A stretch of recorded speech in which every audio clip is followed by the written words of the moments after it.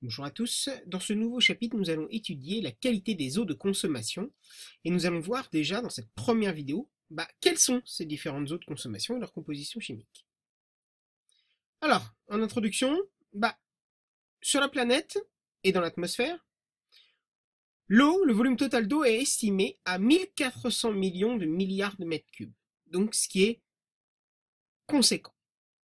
Le problème c'est que l'eau douce consommable ne représente que 3% de ce volume. Et en plus, elle est très mal répartie.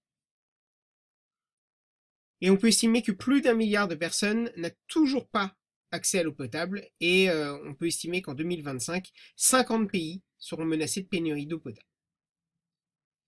Alors l'enjeu du XXIe siècle aujourd'hui, c'est de pouvoir préserver cette ressource indispensable à la vie, proposer un accès durable à ces services, un assainissement aussi, et quels sont les choix à faire aujourd'hui pour garantir cette gestion durable de l'eau.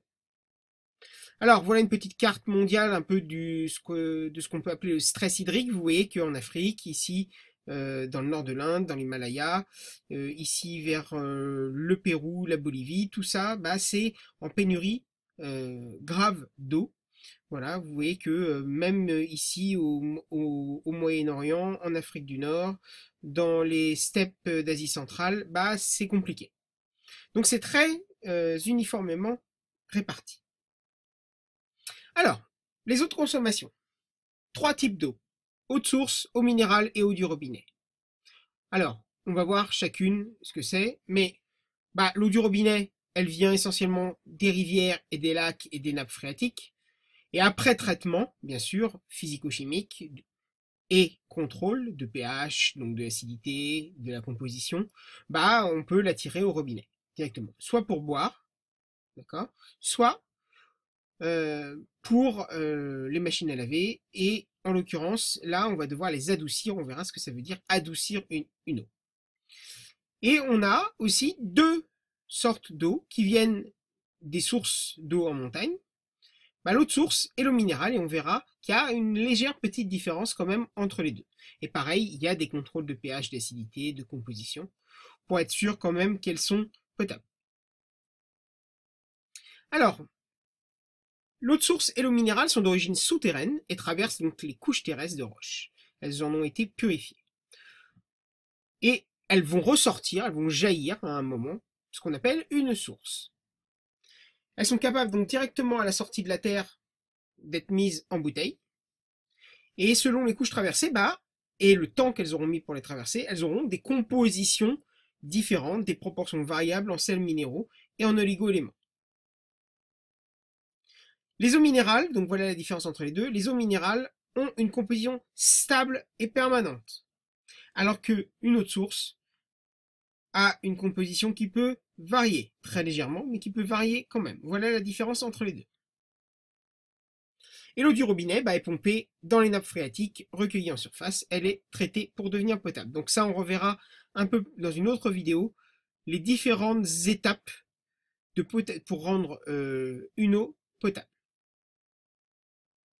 Les eaux minérales, l'eau de source, l'eau du robinet se distinguent donc par leur composition ionique, donc en espèces ioniques, et leur pH, c'est-à-dire leur acidité. Les sels minéraux, les oligo-éléments, donc sont indispensables à l'homme, comme pour tout être vivant. On avait vu que pour les plantes, il fallait que ce soit en petite quantité. Eh bien, c'est pareil pour l'être humain. Elles doivent être apportées en quantité mesurée et ne doivent pas être apportées en quantité excessive. La composition d'une eau de consommation est donc réglementée par des normes, les normes françaises, les normes européennes, fixant une valeur chiffrée à ne pas dépasser, et ça pour chacun des critères bien précis. Donc voilà, 3 eaux de consommation, Saint-Yor, Contrex, Fier-des-Lois. Donc vous voyez que, et ici on a l'eau de Paris, donc l'eau du robinet. Vous voyez que l'eau du robinet, donc elle est traitée, réglementée comme il se doit, et vous voyez que, 3 eaux de consommation différentes, elles ont des compositions différentes. Vous voyez que la Vichy est très riche en sodium, donc ce sera une eau avec un goût très salé. Vous voyez que l'eau de Contrex est a énormément de sulfate, beaucoup de calcium, pour ça que la Contrex a généralement un goût un petit peu, personnellement, je trouve, de craie, donc de calcaire. Ici, vous voyez que c'est l'hydrogénocarbonate qui est très élevé, comme pour le Vichy. Riche en magnésium. Donc vous voyez que la Contrex est un peu plus riche en magnésium que les deux autres.